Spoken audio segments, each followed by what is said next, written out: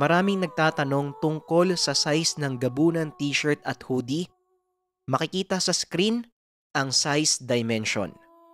At syempre, nariyan din ang sample kapag suot ang t-shirt. Laging tandaan, simple at may dating. Yan ang kayang ibigay sa inyo ng damit. At nga pala, iniimbitahan ko kayong lahat sa unang meet and greet plus selling ng merch sa February 24, 7 p.m, Mall of Asia, Seaside sa May Fountain. Kita-kits tayo doon at kung gusto nyong magpa-reserve ng damit na dadalhin sa February 24, message lang kayo sa FB page natin, nariyan ang link sa comment section. Pero para naman sa mga gustong sa bahay nila dumiretso ang damit, nariyan din ang link ng Shopee account natin. Maraming salamat. Kita-kits tayo sa February 24, Mall of Asia Seaside sa May Fountain, 7 p.m.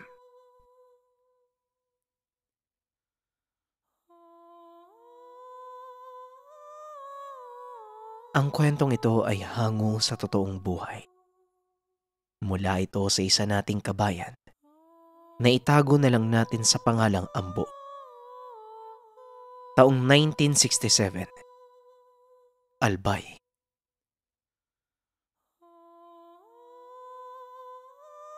Nang mga panong ito, kasalukuyang usap-usapan sa lugar ni Ambo ang patungkol sa dalawang magkatabing puno ng balete. Ayon sa mga taga roon, maraming nagpapakitang kaluluwa malapit sa lugar. Hindi naman maiwasan ng mga tao na daanan ang nasabing ilog dahil ito lamang ang nag-iisang daan papunta sa barangay ni Ambo. Malapit sa kanilang bundok ang barangay at kakaunti lamang ang mga naninirahan dahil masukal ang daan. Bukod pa dyan, nababalot ng kadiliman ang lugar sa tuwing sasapit ang gabi.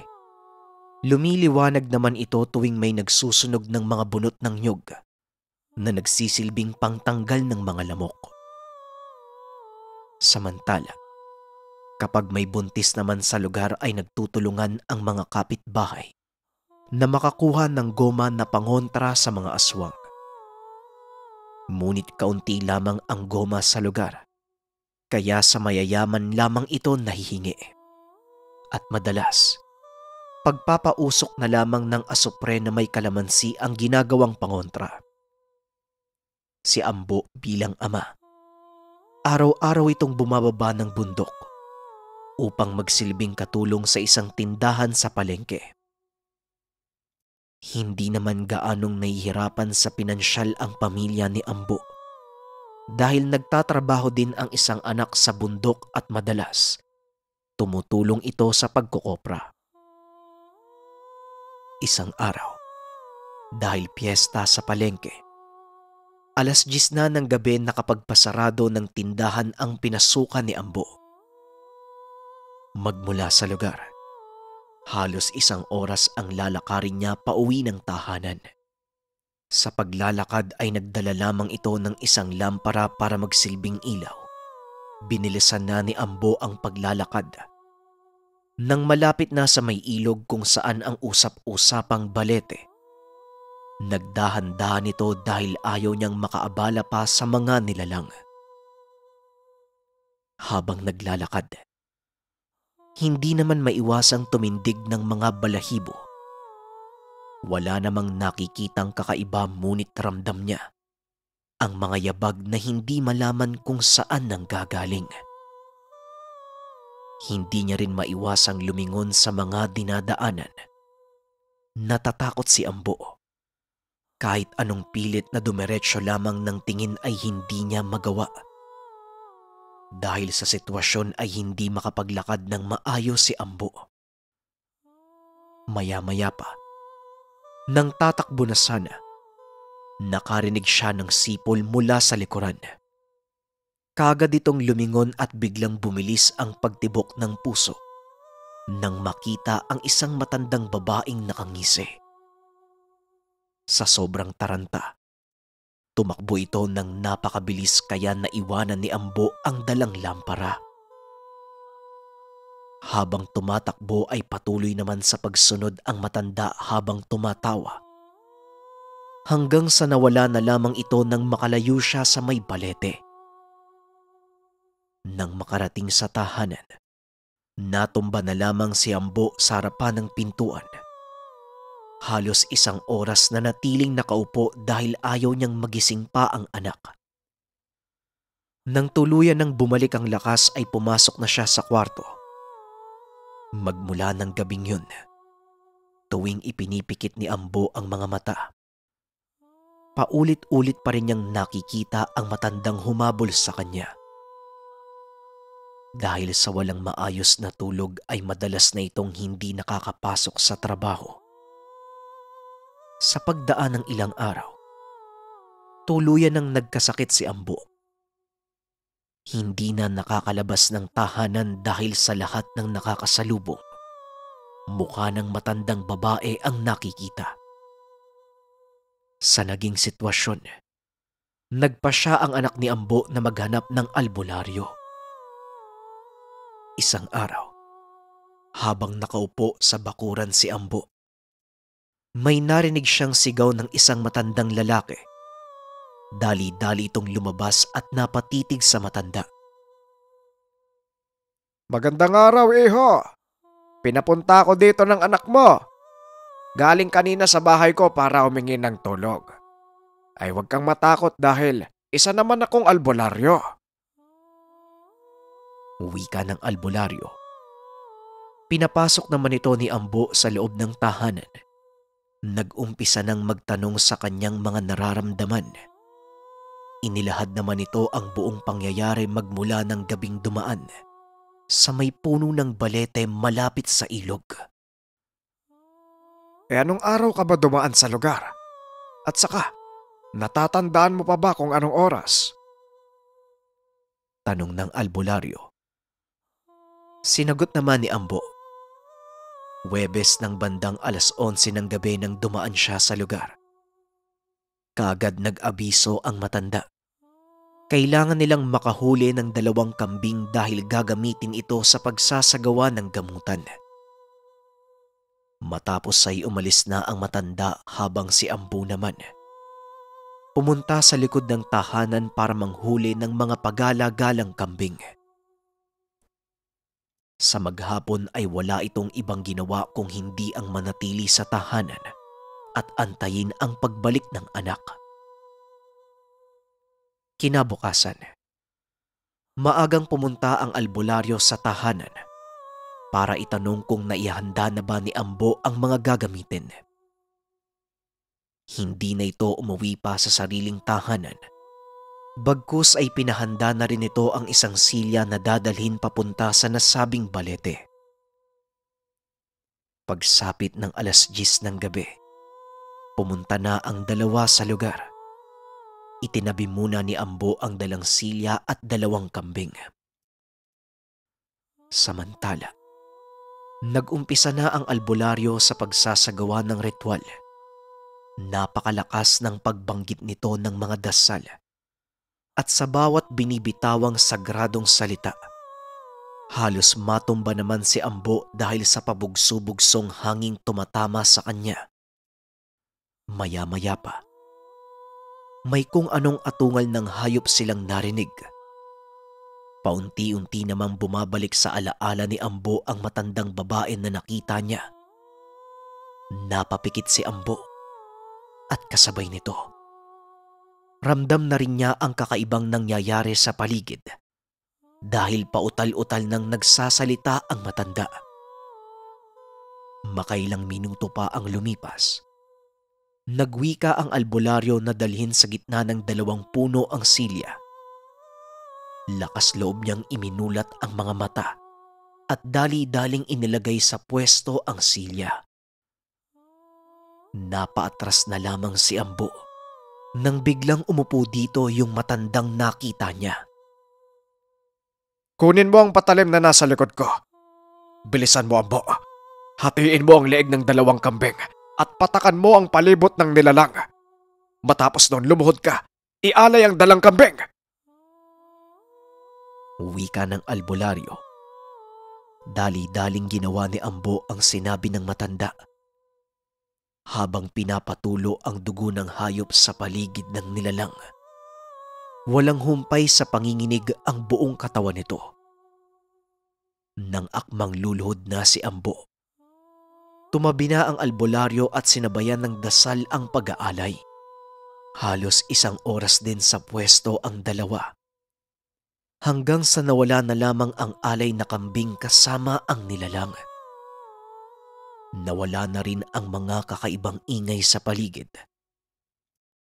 Paglipas ng ilang minuto ay kumalma ang lugar. Naghukay ang matanda sa harap ng 2 puno at meron siyang kung anong inilibing. Hindi na nakita ni Ambo ang laman dahil nababalot ito ng itim na tela. Nang matapos ay nagsalita ang albularyo. Magmula sa araw na to, tuwing Huwebes ng ganitong oras, kinakailangan mong mag-alay ng dasar sa harap ng 2 puno ng balete. At kada anibersaryo ng mismong araw na ito, mag-alay ka ng 2 kambing. Tandaan mo, Ambo, kapag natapos mo ang 10 taon ng pag-aalay ng dasal, hukayin mo ang ibinaon ko. Para sa'yo ang bagay na yon. Sigurado ko, sa oras na mapasayo mo ito ay wala na ako sa mundo. Gamitin mo palagi ang iyong puso. Naway mangibabaw sa'yo ang pagtulong. Dahil sa narinig ay hindi naman nakaimik pa si Ambo. Hindi na rin ito nagtanong pa sa kung ano ang ibig sabihin ng matanda. Muli namang nagwika at nalinaw kay Ambo na wag nang mag-aalala dahil hindi na pulipang manggagambala ang nilalang sa panaginip o kaya naman magpapakita pa sa kanya. Matapos ang kaunting pag-uusap ng dalawa ay umalis na sila sa lugar. Pagkarating sa tahanan ay nagpasalamat naman si Ambo. Habang ang albularyo ay nagpaalam na para makauwi sa tahanan. Yun na ang naging huling engkwentro ni Ambo sa nilalang at albularyo. Matapos ang 3 araw, magmula ng gabing yon ay bumalik na sa dati ang pagtulog niya. Hindi na rin nakakakita pa ng kung ano-ano. Samantala, sinunod din naman niya ang bilin ng manggagamot at kada Huwebes ay pumupunta ito ng ilog para mag-alay ng dasal. Paminsan-minsan, may mga taong nakakakita sa kanya. Napapatanong kung bakit lumuluhod sa harap ng nakakakilabot na mga puno. Ngunit hindi naman ito sinasagot pa ni Ambo. Bagkus ay nagpatuloy na lamang sa ginagawa. Dahil sa ganitong paraan ay hindi na muli pang nagagambala. Sa paglipas ng maraming taon, bago pa man sumapit ang 10 taon, pinutol ang balete at maraming nagtulungan upang mapaalis ang mga elementong nakatira sa lugar. Marami na sa lugar ang nagkakasakit ng dahil sa misteryosong puno. Dahil dito, naputol na din ang pag-aalay ng dasal ni Ambo. Sa kabila ng lahat, hindi naman nakalimutan ang bilin ng albularyo na hukayin ang ibinaon. Lumipas ang 10 taon. Tinupad naman ito ni Ambo ngunit kahit anong paghuhukay ang ginawa, wala siyang nakitang nakabaon. Hindi alam ni Ambo kung natangay ba ito ng mga dumaang bagyo o naglaho na rin kasabay ng pagkawala ng mga nilalang. Hanggang sa ngayon matanda na si Ambo.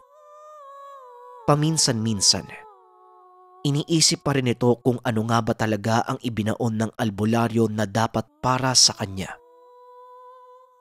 Ngunit tuwing napapatitig sa kalendaryo, napapailing na lamang si Ambo sa tuwing nakikita ang araw ng Huwebes.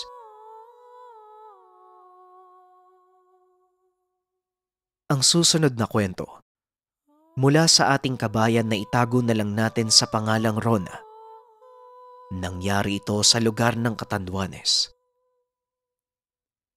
Matagal nang naninirahan sa baryo ng Virac ang dalagang si Rona. Sa edad na 27, wala pa ring nagiging asawa dahil pihikan ang dalaga. Ayaw niya ng asawa bagkus gusto niyang yumaman. Sa katunayan, napakaganda ni Rosa ngunit hindi naman ito nag-aayos at palaging abala sa pagtatrabaho. Wala namang pamilyang binubuhay, ngunit nakagawian na talaga ng dalaga na halos walang pahinga kung kumayod. Bata pa lamang si Rona ay wala ng ibang hangad kung hindi umangat sa buhay. Isang araw, dala ng sobrang pagkakapos, pumunta ang dalaga sa tahanan ng tiyahin na si Tia Lia para mangutang. Ang tiyahin ng dalaga ay isa sa pinakamayaman sa baryo. May kukumpara ang tahanan nito sa isang munisipyo.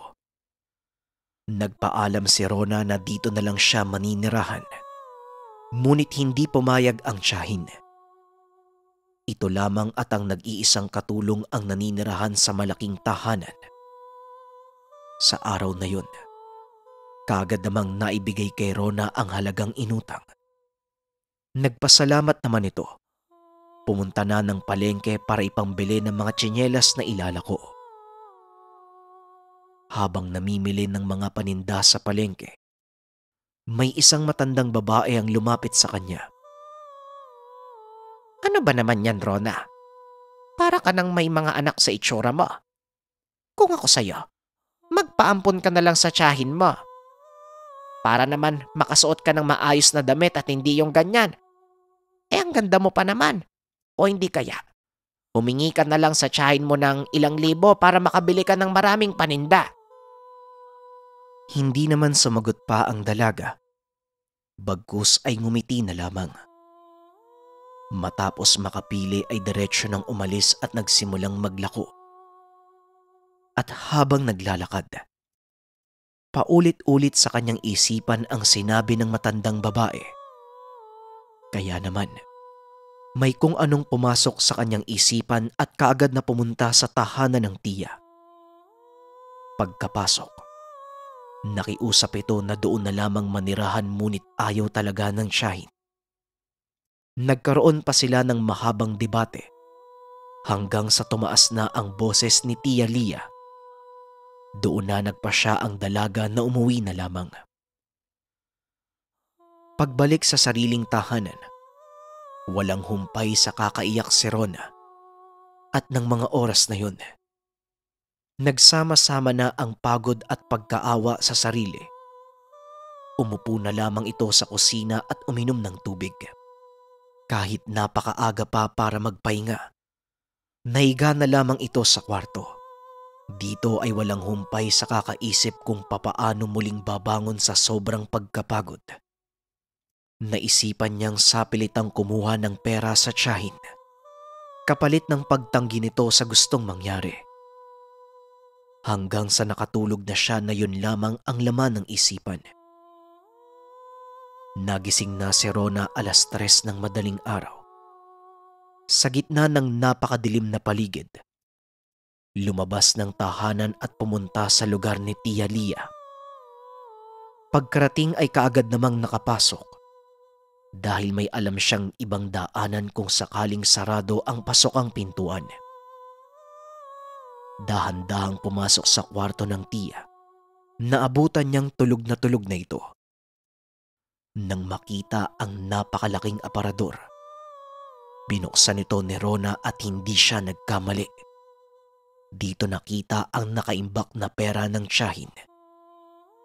Dali-dali ang dalaga sa paglagay sa bulsa. "Anong ginagawa mo, Rona? Bakit ka nagnanakaw?"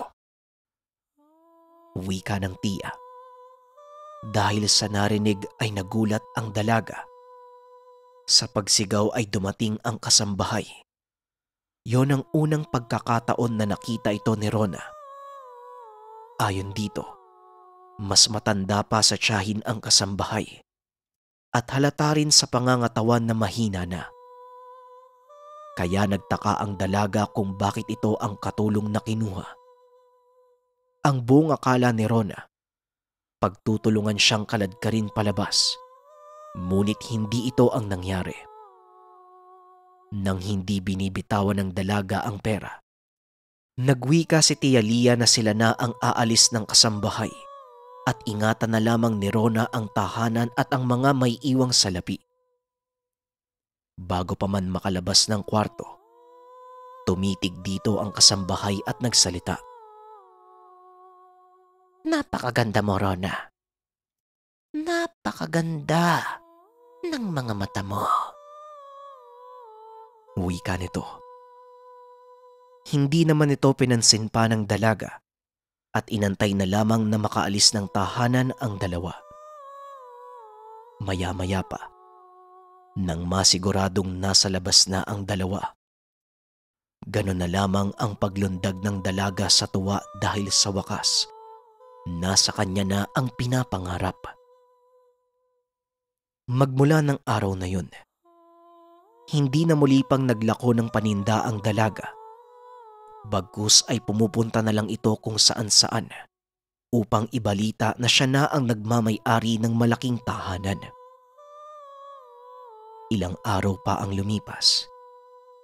Tuwing gabi matapos makapaglinis ng katawan, nakakaramdam ng paghapdi ng muka ang dalaga. Ngunit hindi ito pinansin ni Rona at kaagad na ding natutulog.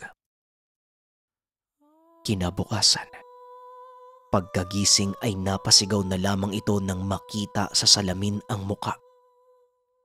Punong-puno ng butlig at ang iba pa sa mga ito ay nagbubutas-butas.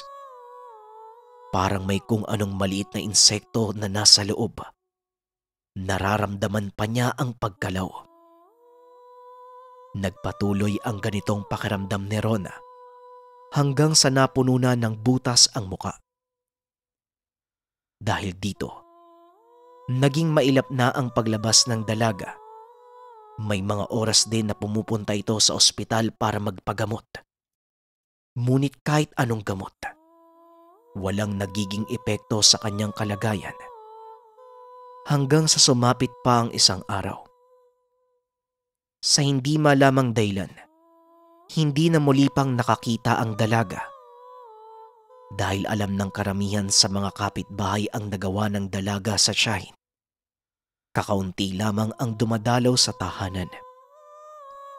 Kaya naman, napakahirap ng naging sitwasyon ng dalaga.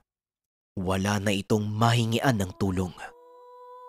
Sugat-sugat ang buong katawan, kung saan-saan ito nababangga, at sa tuwing hinahaplos naman ang muka, ramdam niyang napakalambot na nito na parang nabubulok na prutas.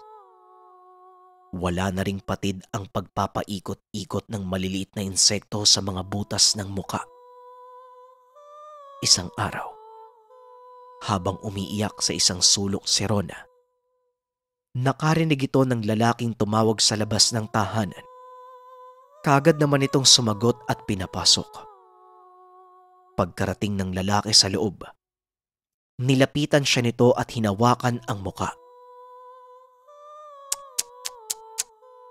Isang boyoga ng nakalaban mo. Hindi man ako sigurado, pero maaaring ang kasama ng tiyahin mo ang may gawa niyan. Dati pa naman, ramdam ko na talagang hindi siya normal na tao. Pagpapaliwanag ng lalaki. Dahil sa narinig ay nagtanong muli si Rona. Dito niya napag-alaman na ang kaharap niya ay isang manggagamot at nahanap lamang siya nito dahil may isang kapitbahay ang nagmalasakit na ipagbigay alam sa kanya ang sitwasyon. Dagdag pa nito, upang mawala ang parusang naipataw ng buyogan, kinakailangang sunugin ang lahat ng pera na nasa tahanan at lisanin ang lugar. Wala nang ibang naging sagot pa ang dalaga at tumango na lamang ito. Maya-maya pa ay nag-umpisa ng magsagawa ng ritual ang manggagamot. Habang nakaluhod sa tabi, kinuha na ng albularyo ang mga pera Sinunog sa nagbabagang asupre na may kalamansi.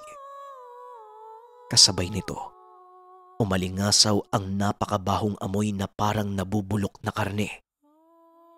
Halos 1 oras ang itinagal at nang matupok ang pera.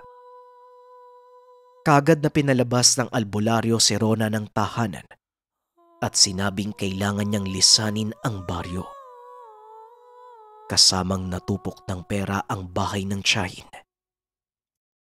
Napakapangit man ang itsura at hindi makakita. Lakas loob na naglakad si Rona papalayo ng tahanan. Habang nasa daan, may naririnig siyang samot-saring reaksyon. Ang iba ay nandidiri sa itsura. Nagtatanong kung ano ang nangyari at higit sa lahat, may mga tao rin na nagpaabot ng tulong sa dalaga sa pamamagitan ng pag-akay at pagturo ng tamang direksyon. Lahat ng pangungutya, pambabato, pananakit ay tiniis ni Rona makalabas lamang ng baryo.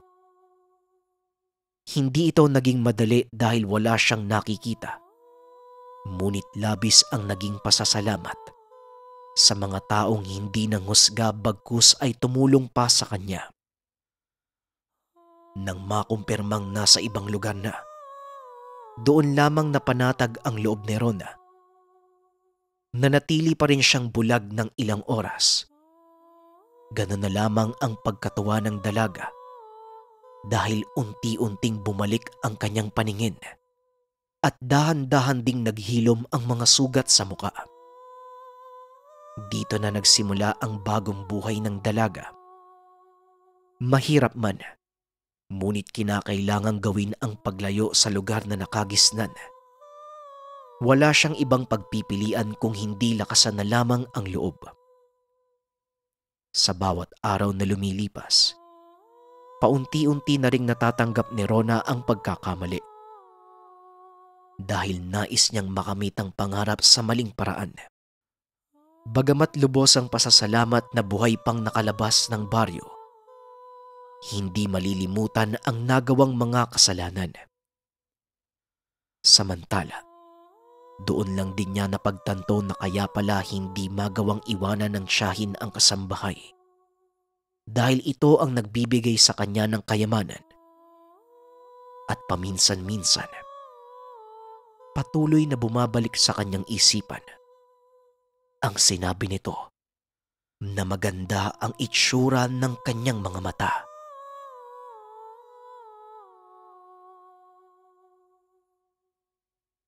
Muli JIP, kita-kits tayo sa MOA Seaside sa May Fountain, 7 p.m., February 24. Para sa mga gustong magpadala ng damit, message lang kayo sa FB page natin. Nariyan ang link sa comment section. Kita-kits JIP. Picture-picture tayo kapag nagkita. Yun lang. Salamat.